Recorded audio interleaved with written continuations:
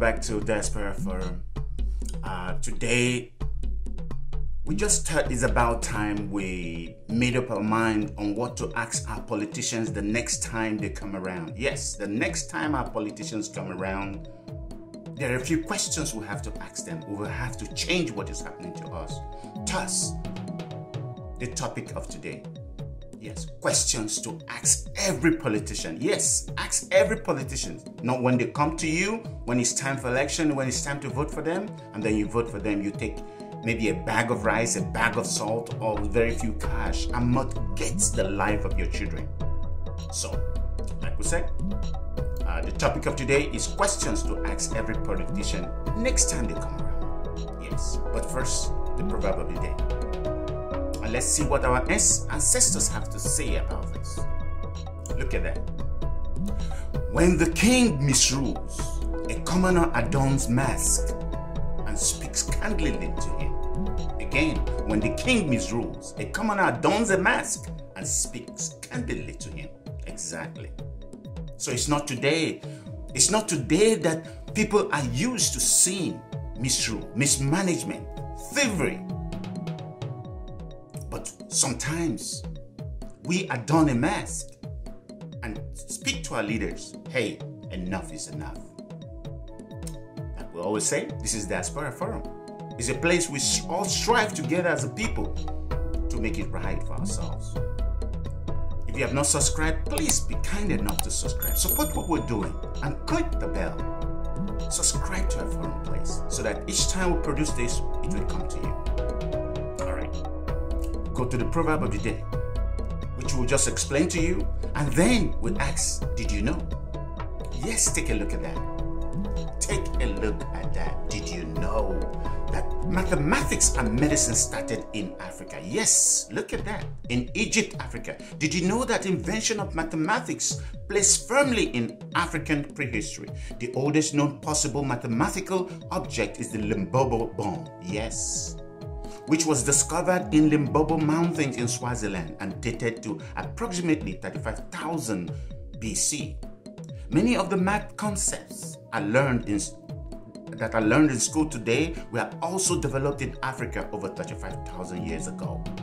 Ancient Egyptians, yes, look at that. Ancient Egyptians scripted textbooks about math that included division and multiplication of fractions and geometric formulas to calculate the area and volume of shapes. Exactly.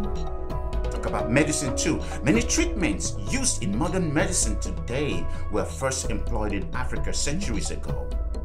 The earliest known surgery was performed in Egypt around 2750 BC.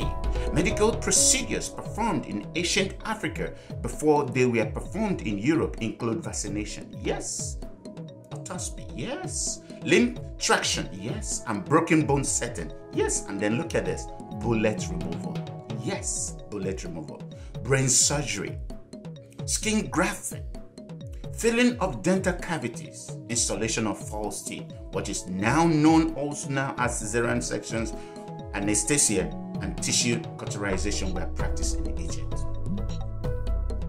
Once again, did you know? Yeah. The reason we keep bringing these things to you is so that you hold your head high. You realize who you are. It's about time we turn the tables again and reclaim who nature destined us to be, a great people. Did you know? All right. Like I said, the topic of today is questions to ask every politician the next time they come around. Yes, it's about time. When a politician comes to you, please, please, please, do not just take the money they give to you, else you're mitigating your future. Because as soon as you take the money, they don't owe you nothing anymore. Repeat, they owe you nothing anymore. You just take the money and walk away, and then they go and do what they want with your life, with your children's life. They take loans as it is in Zimbabwe, in Tanzania, in all of Africa today. Basically, sub-Saharan Africa, not North Africans. They're doing better. Yes, ask any politician that comes, ask it, where do you live? Yes, where do you live? If they do not live amongst us, if they don't live right here in the south, why would they come from the north? or from the west or from the east and come to get our votes here. No. If a politician is not living amongst you, something is right, something is wrong. Don't vote for that politician. He's only taking advantage of you. He's only taking advantage of your color, of your party, of your religion. It's about time we begin to vote for those that live amongst us. Or ask them, where do your children go to school? Yes, where do your children? That is an index. It is a summary of what they think about you, the voter.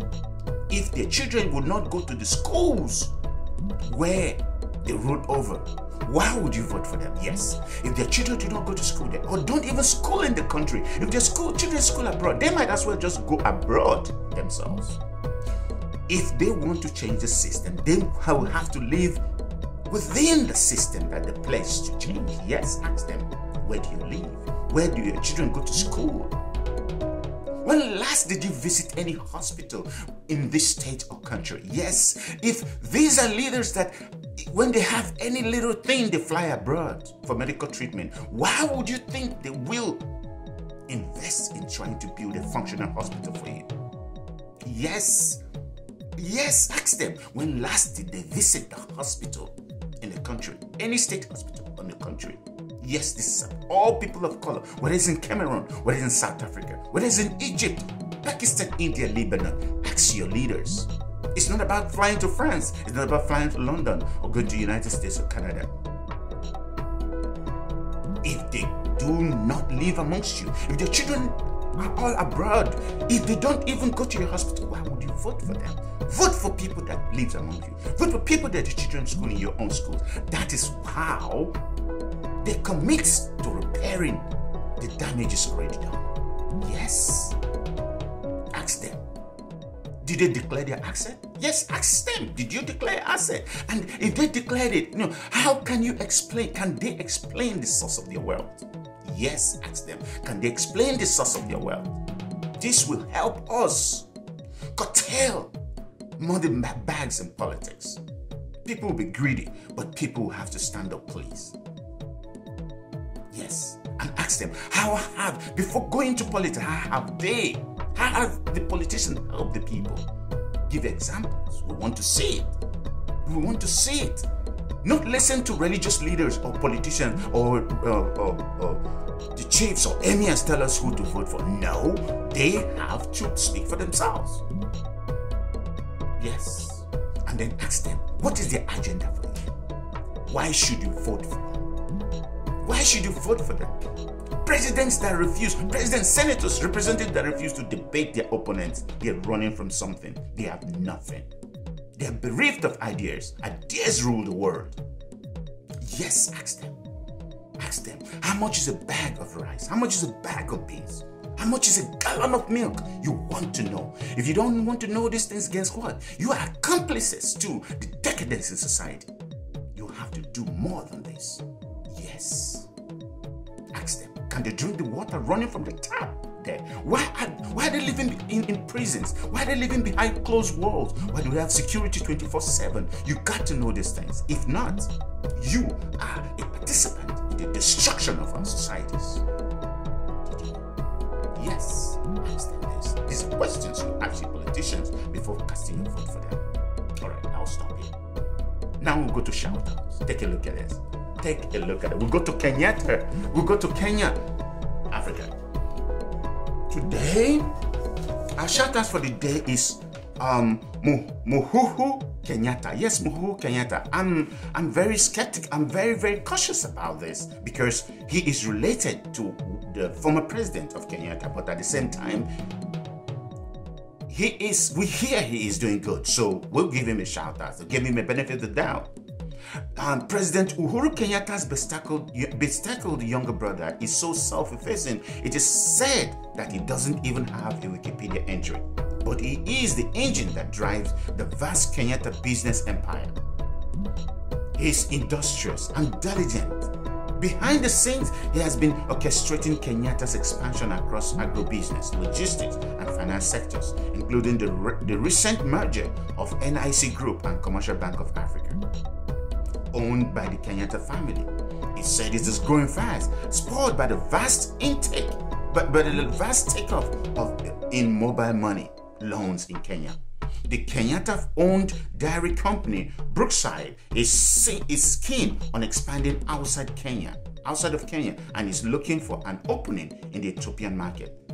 Kenyan political insiders also say it was Muhuhu who brokered the famous March 9, 2008 handshake between his brother and political rival Raila Odinga. This put paid to a long stretch of political acrimony that spilled over into violently contested elections. For this, we tell Muhuhu Kenyatta, congratulations, we are watching you. Whatever that brings peace, whatever that brings good to our people, we praise you. Yes, that's our shout out for the day.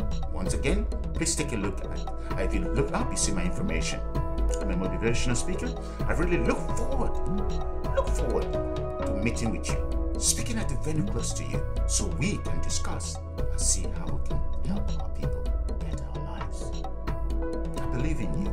Sincere greetings.